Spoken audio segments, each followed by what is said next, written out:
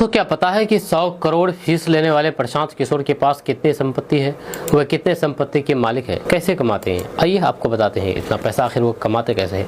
तो आपको बता दें कि जनसुराज पार्टी के संस्थापक प्रशांत किशोर ने साफ कर दिया है कि वे बिहार विधानसभा चुनाव और रोहतास जिले की करगढ़ विधानसभा सीट से चुनाव लड़ेंगे। उनके इस ऐलान के बाद एक बार फिर से उनकी संपत्ति और कमाई को लेकर के चर्चा तेज हो गई है। दरअसल प्रशांत किशोर खुद स्वीकार कर चुके हैं कि वे किसी बड़े नेता या पार्टी को चुनावी रणनीति बनाने की सलाह देने के लिए 100 करोड़ रुपए से भी ज्यादा फीस लेते थे। जब प्रशांत किशोर ने 2024 में अपने एक भाषण में कहा था कि प्रशांत किशोर का बनाया हुआ 10 राज्यों में सरकार चल रहा है। अब अगर मैं किसी को सलाह दूं और फिर उसके लिए 100 करोड़ फीस लूं तो इसमें गलत क्या है?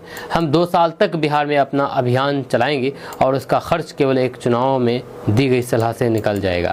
आपको बता दूं कि प्रशांत किशोर भारतीय राजनीतिक रणनीति में एक बड़ा नाम है। उन्हें चुनावी प्रचार में अपने नए तरीके के लिए पहचाना जाता है, जिनकी वजह से आधुनिक भारतीय राजनीति के स्वरूप को नई दिशा मिली है।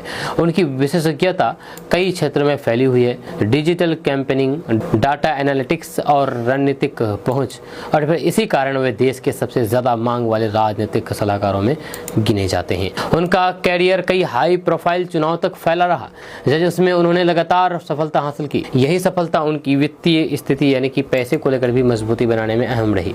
राजनीतिक परामर्श में कदम रखने से पहले प्रशांत किशोर की पृष्ठभूमि जन स्वास्थ्य से जुड़ी हुई थी। जी हाँ, इस वजह से उन्हें लोगों की समस्याओं और फिर जरूरतों को राजनीतिक अभियानों के जरिए संबोधित करने का एक अलग और फिर व्यवहारिक दृष्टिकोण मिला। उन्होंने जन स्वास्थ्य से राजनीति की ओर इसलिए रुख किया क्योंकि उनका मानना था कि शासन व्यवस्था में बदलाव लाने का सबसे बड़ा रास्ता चुनावी सफलता है।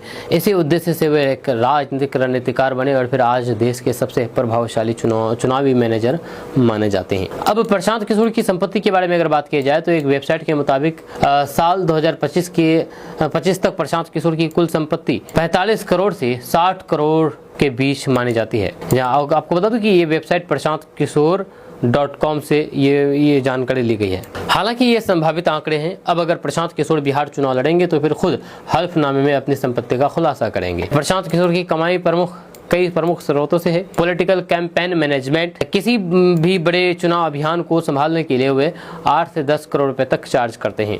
वह पर कंसल्टेंसी और फिर एडवाइजरी यानी कि पार्टियों को रणनीति बनाने, नीतियों को तैयार करने और मतदाताओं तक पहुंचने के तरीके पर सलाह देते हैं। वहीं पर आईपैक यानी कि प्रशांत किशोर द्वारा स्थापित आईपैक देश की सबसे बड़ी राजनीतिक कंसल्टिंग कंपनी है जो करोड़ों का राजस्व पैदा करती है। वहीं पर अलग अलग सेमिनार, बहस और फिर पैनल चर्चाओं में भाग लेकर भी वे अच्छी कमाई कर लेते हैं। वहीं पर प्रशांत किशोर ने रियल एस्टेट और फिर कुछ स्टार्टअप में भी निवेश किया है, जिससे उनकी संपत्ति लगातार बढ़ रही है।